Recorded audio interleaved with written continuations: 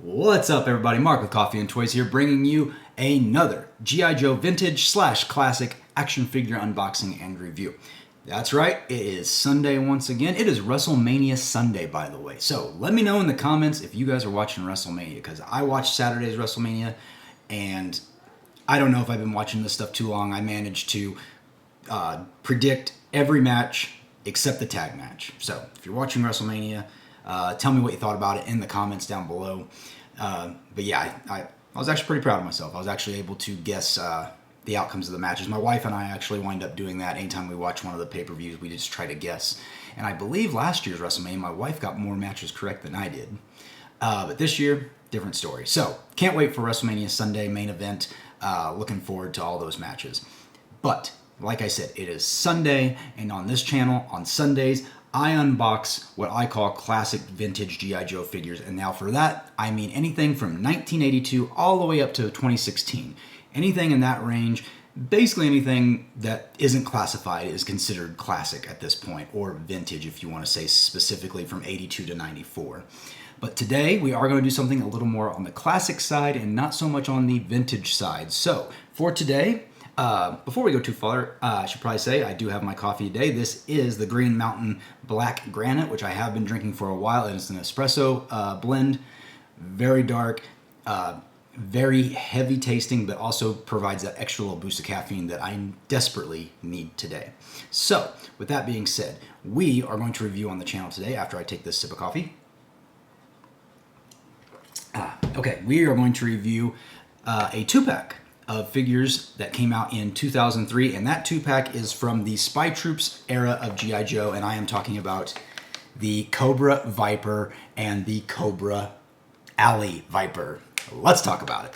So in the mid to early 2000s, I guess really the early 2000s, G.I. Joe was the brand was trying to find its way. They came out with the new sculpt era, and some people liked it, some people didn't. I wasn't a huge fan of it at the time. I remember being in college and saying, yeah, they look cool, like Cobra Commander Duke. I like these. I like the way they look, but they're really too bulky, and it just wasn't doing it for me. I think I did wind up buying the Duke Cobra Commander 2-pack, but I really wasn't that into it. So Hasbro started kind of changing gears, and in addition to the new sculpt, they also started bringing in vintage style figures. So it actually made your collecting really, really weird, because you would have these new sculpt era figures, and then you would also have classic O-ring style figures. And it was really strange. Like I said, they were trying to find their footing.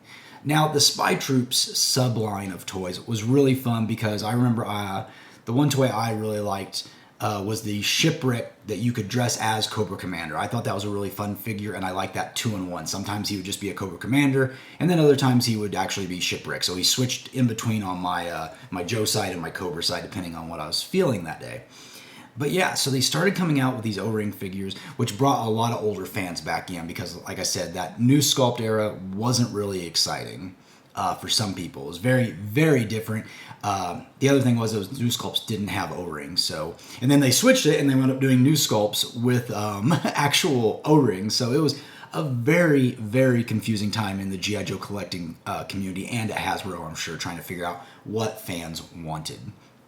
But if you are new to the channel, welcome. My name's Mark. I'm with Coffee&Toys. I drink coffee, I talk about toys, I unbox toys, I review toys, I talk about G.I. Joe comic books, I do reviews on comic books, and then I also review some classic vintage figures like I mentioned earlier.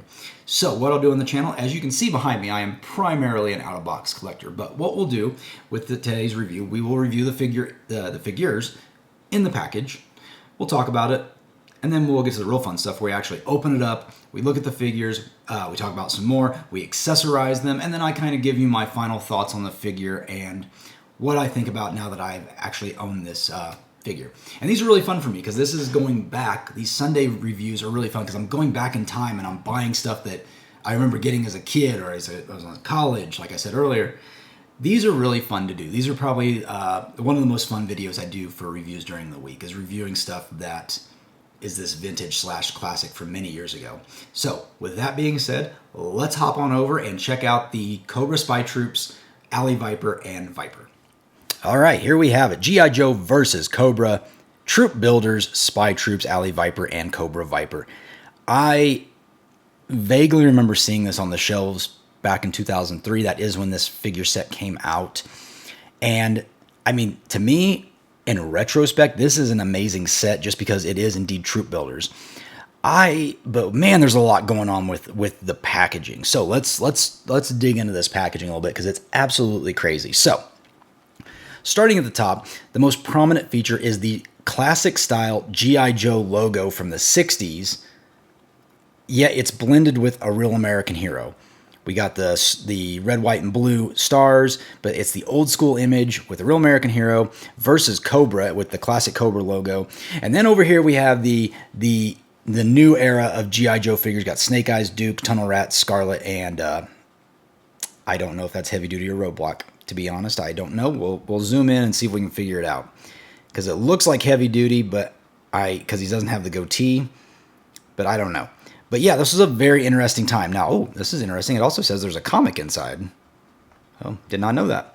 So, moving down, you can see this is an Alley Viper and a Viper redecoed. And what's interesting is that they don't match up with the actual pictures on the sides. As you can see, this is a blue and black Alley Viper, with this one being a kind of camo gray and white and blue Viper. And then this Viper picture does not match up whatsoever with what's on there. It's like they just had some actual canned images that they just used over and over again, whether they actually needed to or not. But that being said, moving down, we do see it as a troop builder pack. We see the names of both characters and the Spy Troops logo. Going down to the bottom, I did want to point this out that, interesting, it says distributed in the United Kingdom by Hasbro UK.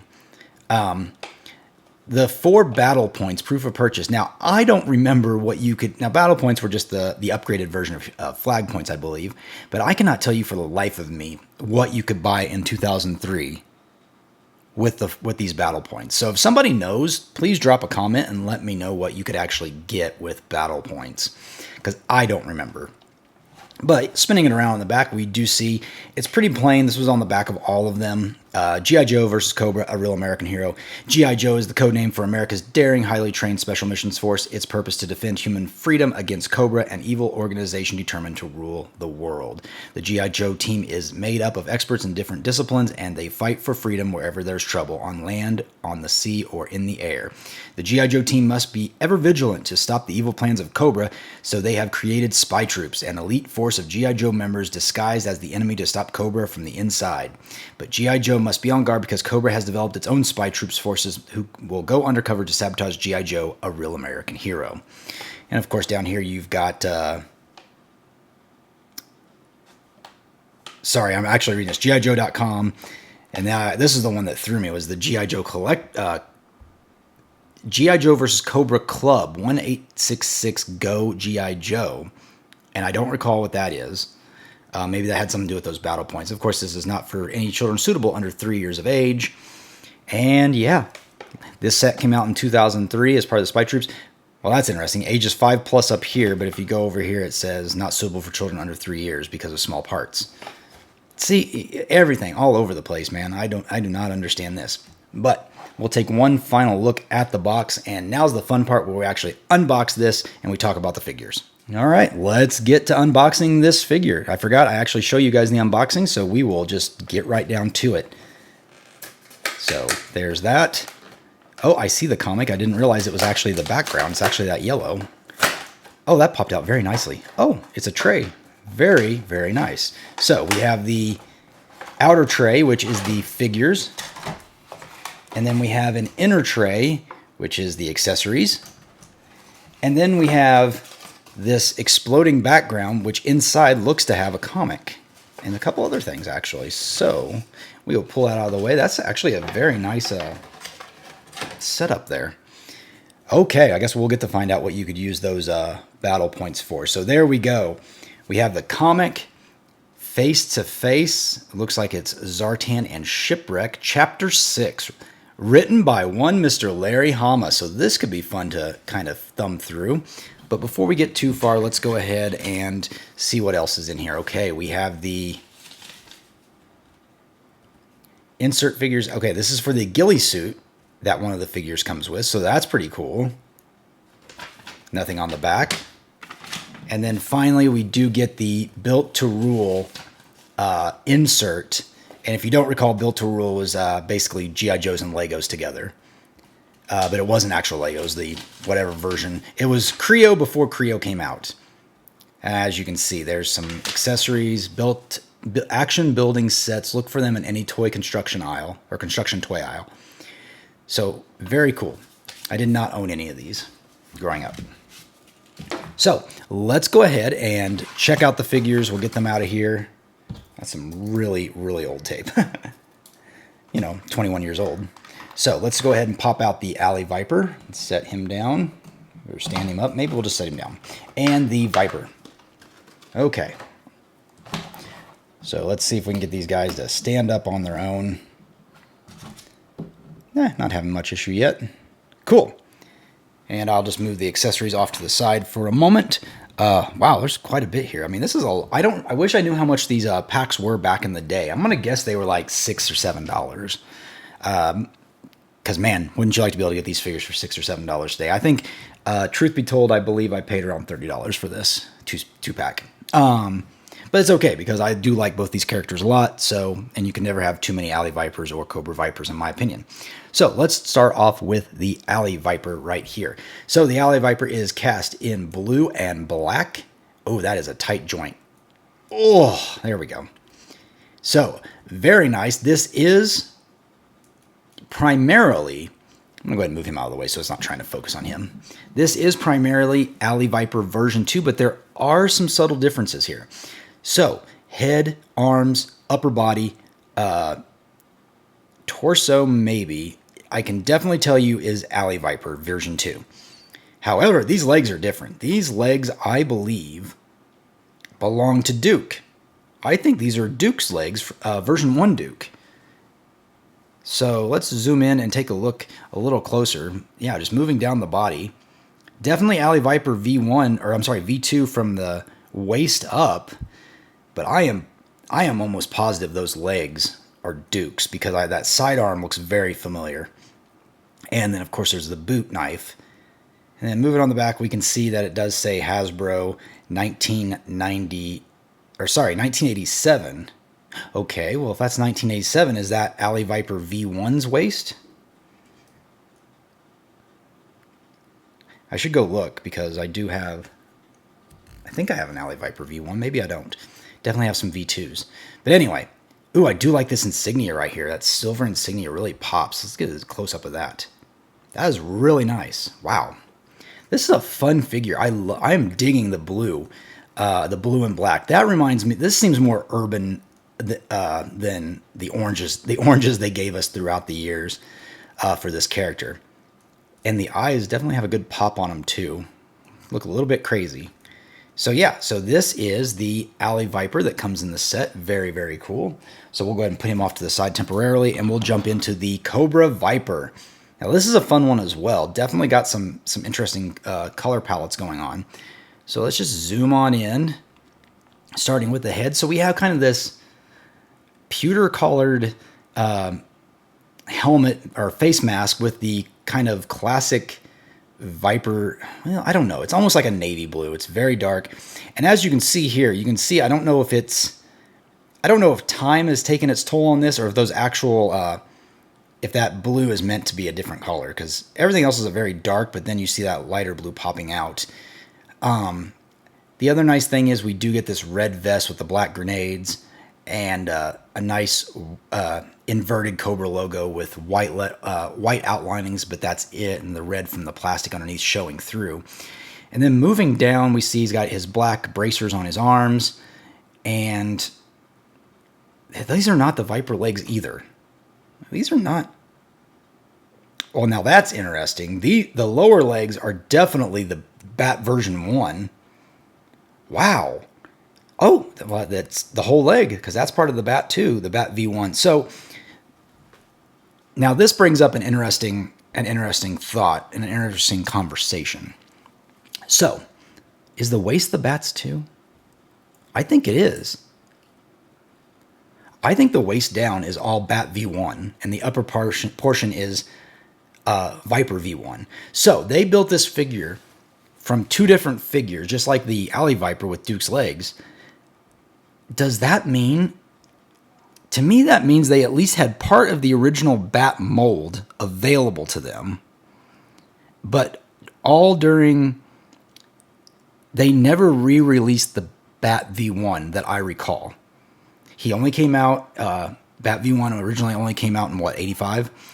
And they never re-released him again. But here we have the Bat V1 legs, which means either Hasbro reused the mold, meaning they still had the mold for the lower part of the bat, and possibly they lost the mold to the Viper, lower body and legs. That's very interesting. I'll see if I can find my bat here in a little bit, and we'll do some comparisons. But anyway, that's very interesting. So yeah, but this is pretty much a dark blue and red bat figure or Viper figure with a pewter colored mask and goggles, and I am enjoying it. It's a fun figure to have ultimately. And again, this figure's it's got a little bit of a loose leg, as you can see. I mean, that's compared to this one, that's a lot harder to move. But again, good O-ring on both these figures. I guess I didn't show it on the Alley Viper, but wow, very, very interesting. So with that being said, let's go ahead and stand him back up. Let me pull my camera back a little bit and tilt it down a little more so you guys can see more of what's going on. Put the figures back here because we do have a number of accessories to go over. And again, all these accessories came in this very nice plastic tray, which I really do appreciate. So let's go ahead and get these out real quick. So the question becomes, who gets to wear the ghillie suit? Because just real quick, the ghillie suit is right here. I mean, I guess they kind of mixed it all up. We have two different backpacks, the ghillie suit. I'm assuming that the Viper, or the, well, I don't know. Guess we can use it on either character. So we do have this nice ghillie suit.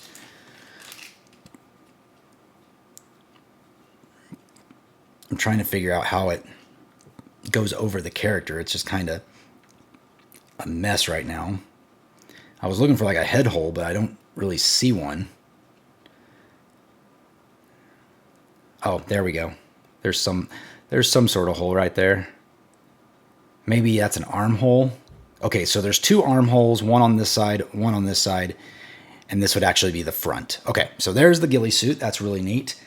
And then let's go ahead and pop this out. This is the Alley Viper shield, very classic. I've always loved this shield, cast in kind of a, I think it's black. Then we have the Alley Viper mask, which may or may not pop out easily. So we have the classic Alley Viper mask, and this is in a kind of a grayish black as well. All these weapons are actually the same color. So here we go. We'll just go ahead and I'll hold it up here so you can see it while I'm taking them out. We have two different backpacks. Well, this tape's still good after 20 some years. So we have a smaller backpack, which I believe this is the Viper backpack. And then we have this backpack, and I cannot tell you off the top of my head whose backpack this originally was. So drop me a comment and tell me whose backpack that is, because I do not recognize it. We do have this larger assault rifle, laser rifle, whatever you want to call it. Ugh. Pull that out. So there we go. I believe this belongs to the Viper as well. We have this is one of the Tomax Zaymont pistols. These oversized pistols. Definitely recognize that, and that was used a few times during this time period. Tomax and Zaymont actually were re-released during this time and came with those guns. We do get a small knife, and I believe that could be either or characters. And then we get two stands as well, which I'll just pop out real quick for you to see.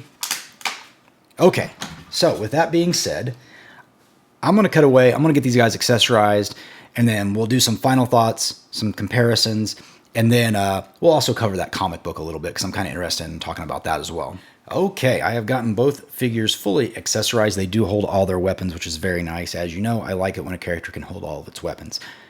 That being said, I did a little recon on yojo.com to find out a little bit more about these characters to make sure, hey, whose accessories went with who, to confirm. So I did get the backpack wrong. The backpack on the Alley Viper is indeed the actual smaller one, which I really thought this backpack was the original Viper backpack, but I guess I'm wrong. And the ghillie suit does go on the Alley Viper, and I'm going to give my 2 cents on this. Now, I'm not saying Yojo's wrong, but I am going to make the argument that I believe the ghillie suit should be with the Viper, and here's why I think that. The Viper is already in dark colors except for that bright red vest. So where would it make the most sense to cover something that gives away your, something as bright as that? A ghillie suit. You put that over the figure. It matches off very well. The pewter matches off well with the dark green. I personally think that the ghillie suit belongs on the Viper. But I know that, and well, I guess the other thing is alley vipers are urban specialists, so you would think that they wouldn't be wearing ghillie suits in the city, right? But that's what it said. So they are fully accessorized the way they're supposed to be. Here is the here he is fully accessorized with the larger backpack. I really thought the other backpack was the Viper's, but maybe I'm wrong. Looks very nice. And then again, the alley Viper looks very nice as well. The ghillie suit, like I said, it's just kind of is what it is, but not bad. The weapons went in the hands very well, snapped on just like any other, snap-on, stay-on accessory, so to speak. But yeah, I'm really digging this set. Now, I mentioned it earlier, and I wanted to go ahead and bring in, here's my Cobra Bat V1, and it is 100% the same torso and the legs being used on these figures. So I did confirm that. There you go. You can see it plain as day, which that means that Hasbro, at least in 2003, still had this mold available to them from the waist down for a figure, which is very interesting to me. I can't, and the reason I say they had it available is because I can't imagine Hasbro spending the money to remake this lower mold just to use it for a Viper. You would think, I guess the other thing, if you aren't familiar with the toy making process, an entire figure might not all be in one mold, right? You might have a whole bunch of different legs in one big mold. So you might have alley Viper legs and bat legs in one big ginormous mold. So maybe that was the case. Maybe it just happened to be available with another mold of the alley Viper or some other character, but they had lost the upper body. So very interesting there. And so I brought in my other alley Viper. So this is one of my favorites, this crazy bright version 3 alley Viper with the striped legs. And I don't have the Duke, but I just wanted to say once again, the waist is the same on both of them. I know it's kind of hard to see, but see if I can push it up with my thumb. There you go. You can see that the waist is the same for the alley Viper that they used. So the waist and upper body is all the same for alley Viper. And then the lower legs, I don't have a Duke figure, but that is 100% Duke legs. So did confirm that as well. So very cool overall. Set these guys down. And I did want to also, I forgot to mention this earlier, that inside of this is what the comic was inside. You do get file cards. So we do get file cards as well with these figures. You can clip them out. You get the Cobra Alley Viper. I'm not going to read it to you, but you get the Cobra Alley Viper. And then if you flip it upside down, unfortunately the tape has gotten on this one, you do get the Cobra Viper file card as well. So very cool. This is a very fun set. Really quick, I did say I wanted to cover the comic, so I will bring that out, and we'll just kind of quickly skim through it. Now, this is written by Larry Hama. And, well, I guess we can find out what those take your place on the G.I. Joe team. Membership dues are $14.99 a year, so become part of the team and join today. Interesting. G.I. Joe versus Cobra Club. Looks like you got a t-shirt, maybe some dog tags, a special figure, reservist figure customized specifically for you. Interesting. I did not know that. So if you guys want to take a look at that character, there's your specialist. That could be you. And then, so inside here is, wow, there's a lot more to this than I thought. There's the comic. Oof, this is going to be, let me do this. Let me just try to unfold this. So there's the comic. All sorts of crazy happening here. I can't even fit it all into the screen. So there we go. We have